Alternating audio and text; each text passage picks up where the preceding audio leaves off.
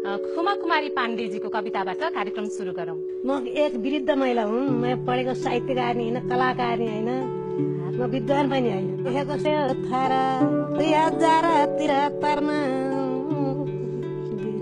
ठिकै छ, अहिले सम्झिनुहुन्छ भने एकछिन सम्झिनुहोस् न, एकैछिन सम्झेर भन्नुहुन्छ। 2073 मा 66 मा लाए यो उमेरमा आफ्नो कला आफै भन्न आए। बुढाको देवर बुढो भयो सबै रङ्ग गयो आँगन भयो परदेश। बुढाका वेदना जान्दैन कसैले मिल्दैन भाषा भेषा। पेट पस्यो भित्र ढाड भयो कुप्रा जान नसक्ने टाढा। सुदिन गए सबै कुदिन आए भन्दै झार्छन् आँसुका धारा। हड्डी सबै गले छाला चौरी परे केस फुले सेता कैला। दिसा पिसाब लाग्दा टोइलेट जान खोज्यो फड्को चल्दैन पाइला। लौरी टेक्न खोज्यो हातले समाउँदैन कान्छन् गरी थरथरी। बितेका दिन सम्झेर ल्याउँदा आँसु झर्छ घरभरि। कान दुबै बहिरा नजर भरि बादल खुकुलो नसा बन्धन। परिवार जनले झर्को घृणा गर्दा हृदय रुन्छ झन्झन। आत्मा शान्त भए शुभ आशिष देलान् माता पिता दिन्दिन। दूषित आँसु झरे ईश्वरले देख्लान् आफ्नो आउला त्यही दिन। जस्तो बीज रोपे उस्तै फल फल्छ फल्दैन अर्को थरी। जस्तो कर्म गरे उस्तै भोग्नु पर्छ गर्दैन कसै गरी। बालो र वृद्ध बरोबरी भन्छन् विद्वानहरूले कथा। बालो र वृद्ध माया बरोबरी देख्दिन कतैमा त। हजुर अहिले चाहिँ म यही रोक्छु। तुर्छु यो कविता अब अन्तिम हो, हुन्छ यो कविता तुर्छु अलिकति।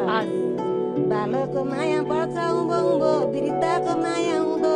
तलमाथि माया बरोबरी दिन ईश्वरलाई के हुँदो।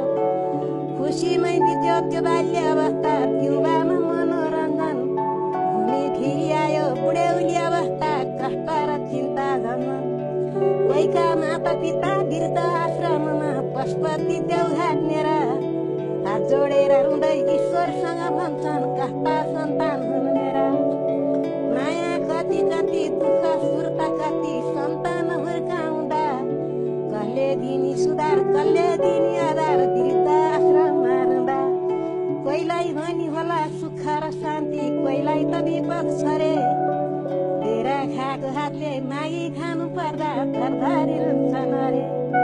खाना लाउन पुग्ने भत्ता मिलेदेखि आशी कति थिए कति।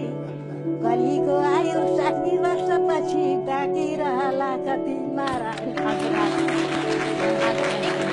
धेरैजनालाई आफ्नै कथा भन्नुभयो जस्तो लाग्यो। सबैको लागि भनेको। हजुर तपाईँ खुमाजी तपाईँले चाहिँ कति पढ्नु भएको छ? म कविता है त सानो हुन्छ। नेपाल टेलिभिजन कति सुन्छु अहिले। पढ्न लेख्न पाएको भए के लेख्ने मैले। भयो 60 वर्ष पहिले पढ्न लेख्न पाइन मैले दुःख लाग्छ अहिले। भनेपछि तपाईँले एक अक्षर पनि पढ्नु भएन पहिले वडाइ पछि अहिले कको अक्षर चिनाइदिने मान्छे पाइन मैले। अनि कसरी सिक्नु? छोराछोरी पढाउनलाई 12 खरी किने 12 खरी किताब हेर्दै मैले अक्षर किने। हस् धेरै धन्यवाद तपाईँलाई। हस्।